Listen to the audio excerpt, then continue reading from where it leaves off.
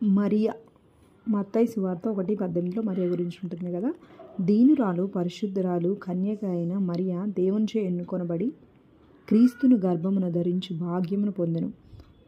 ఆ దూత లోపలికి వచ్చి ఆమెను చూచి, దయాప్రాప్తురాల, నీకు శుభము, ప్రభువు నీకు తోడై ఉన్నాడని చెప్పెను.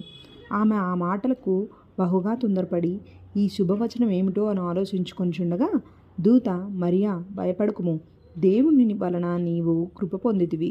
ఇదిగో, నీవు గర్భము ధరించి కుమారుని కని ఆయనకు యేసు అని పేరు పెట్టుదు. ఆయన గొప్పవాడై సర్వోన్నతుని కుమారుడనబడును.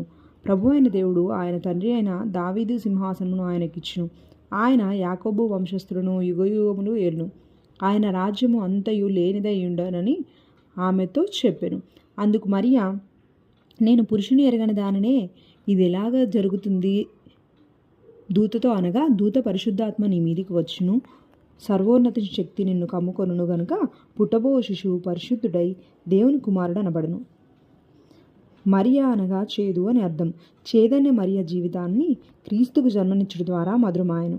పాపము చేదుతో పరితపించుచున్న నీ జీవితంలో క్రీస్తుకు స్థానం ఇచ్చినచో మధురానుభవములు పొందెదవు. ఎలా ఉందండి? చాలా